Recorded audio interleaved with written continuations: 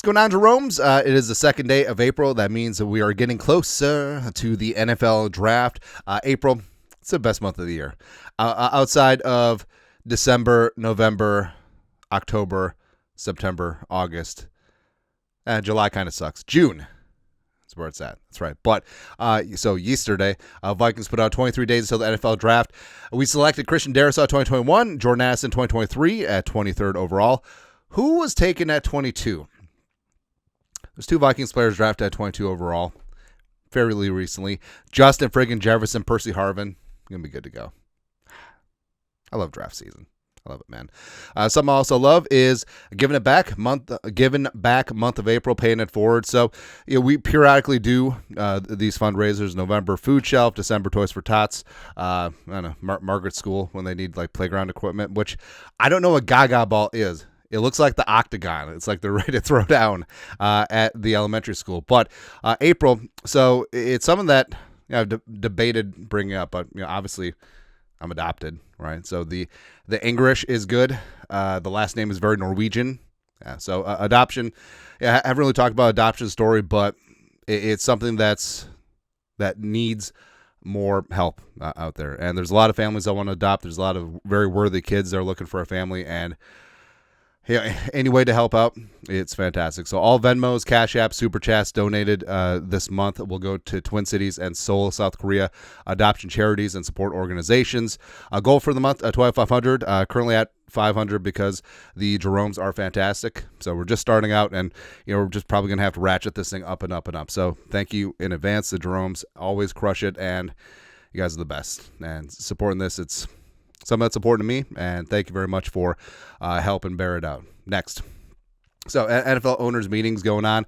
Kevin O'Connell having a latte. I don't know, like, part of me wants to say that Kevin O'Connell is just a black coffee guy, no nonsense, but I feel like it's a skinny latte, 2 pumps, sugar-free vanilla, maybe a dash of cinnamon. I don't know, man.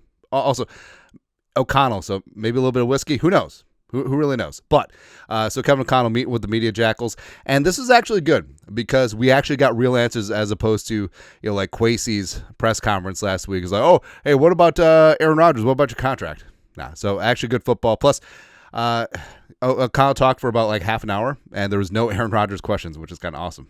So first, Vikings. I haven't coached it down for the Minnesota Vikings without Harrison Smith here. He's a huge part of who I am as a coach. He's a huge part of what we built together in Minnesota. And also he talked about how they talk in the offseason, but until Harrison's ready to talk about football, they don't talk about football. And then Harrison's like, hey, big man, I got one more in me. He did the Vince Carter meme, which is great. But Harrison, as we said, it's not a charity case. Like, he still can do it on the field in a specific role. His leadership and communication is invaluable, and it's good that he's back in purple for the 14th season. Let's give him a ring. Let's send him out on a high note. Let's go, man. Also, Kevin Seifert, ESPN, who's not Carl Grabschmidt. We've got some comments to explain why he's not. He's not. Also interesting, O'Connell said Brian Flores identified cornerback Isaiah Rodgers pretty early as a UDF unrestricted free agent target. O'Connell, when Flo has that kind of tone in his voice about guys, he's been pretty darn accurate. O'Connell sees him as an every down impact guy. So his 2-year contract isn't much of a gamble, and he is seen as a defensive starter with Murph on the outside. Maybe they draft a cornerback as well, but you got Blackman, Nudie, and Okudah. Now, what's good about this is if you have just 2 starting outside corners in your base defense, it could be Murph and Rodgers on the outside, around the outside. And then when you go to nickel sub package, have Murph kick inside and Rodgers still on the outside, because even though Rodgers is short, like he's not a slot corner. That's what happens. And, maybe Okudah steps up, maybe Nudie McLaughlin, maybe Blackman steps up, maybe rookie TBD. Don't really know. So a lot of options there, but it is good to see that, that contract sort of flew under the radar because of all the other signings, even though it was the first major signing, wasn't it? Outside of, that whatever safety, but it sort of got lost in the soup after the Allen and the Hargrave and the Kelly and the Fries deals. But Isaiah Rodgers had a chance to really, don't want to say surprise, because the talent is there, and you saw it in Philly last year as he established himself in that thick cornerback room with DeJean and Quinion Mitchell. But yeah, Rodgers is gonna be good, man. Something's also going to take a little bit of time is Rondale Moore. Seaford again. The Vikings didn't shy away from signing players who are recovering from significant injuries this spring because you had Javon Hargrave with the tricep, you had Jonathan Allen with the pec. O'Connell said at this point, only one of them might not be fully ready for training camp. Wide receiver Rondale Moore, who suffered a serious leg injury last summer with Atlanta. So training camp tore his ACL, and the Vikings are very cautious about bringing players back from significant injury. So that may take a little bit of time. But what's interesting about Rondale, so wide receiver is sort of a low-key need for the Vikings, as we've said. So Rondale, they're going to take it super slow with him. Addison's facing a suspension. Naylor's in the contract year. So, I mean, don't be shocked if the Vikings go receiver or pass catcher relatively early, with their limited draft capital. So I think that definitely could be in the mix, especially since, outside of, Asante Samuel Jr. and Jumpin' Joe Flacco, there isn't any receiver with like a wink nudge deal going on. Although, I mean, Amari Cooper's just like hanging out there. And Kwesi knows Amari Cooper from the Browns days. So I guess never say never.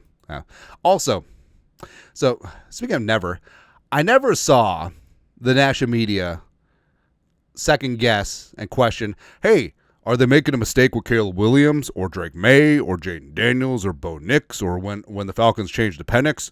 Oh, was it a mistake for them to start? I feel like J.J. McCarthy is the most hated on top 10 quarterback in NFL history. It truly is, right? And for a guy who hasn't taken a single NFL snap yet, like they've been trying to replace him so much.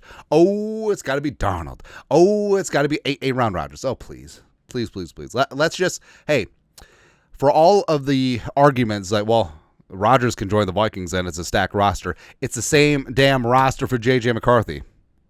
So not saying, I'm just saying the cupboard is not bare, and he's set up. It's the best situation for a first-time starting quarterback in NFL history. The coaching, the defense, the O-line, the running game, the receivers, everything.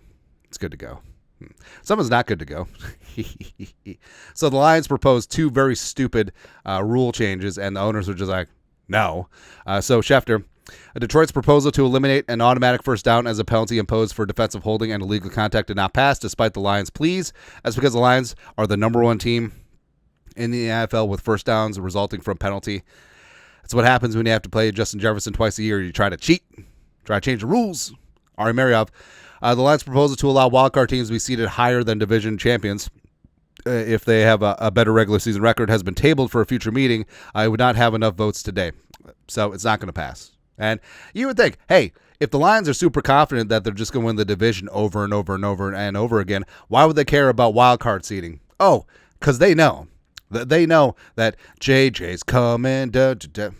Because, hey, a lot of Lions fans are either Michigan fans or they know what JJ McCarthy's capable of as like Michigan State fans. So they are scared. They know that JJ McCarthy is going to go full teabag Lipton Darjeeling blend right on him, and it's just going to be biblical. Can't wait, man. It's going to be good. Yeah. Speaking of not good, so Jared Goof, who we've always said has been overrated, but hey, he got overpaid. Hey, all this hype. O-lines, Jared Goff. No talk at all. It's like, oh, hey, Stafford went to a different team and he won a Super Bowl in his first year. Like that. That's not embarrassing at all. Like, okay, yeah, sure. But most garbage time passing yards, 2024 regular season. So win probability of over 95% or under 5%. So garbage time either way. Jared Goff leads the NFL with 857 garbage time passing yards, 19% of his total. Jordan Love is 2. Bo Nix is 3. Never escaping those bust and system quarterback allegations. Caleb Williams is 4. It's delicious. That's a perfect win, play, show, don't you know, for all of our narratives. Especially Jared Goff at 1. No problem. Yeah. Speaking of narratives, I really feel bad for Falcons fans because they were so hyped about signing Kirk Cousins last offseason, even though he's going to be 36, even though coming off that torn Achilles, even though he couldn't move, he couldn't put any velocity on his passes. They're like, oh, here we go. And then that Thursday night game against the Bucs where he was doing the swag surfing thing and then just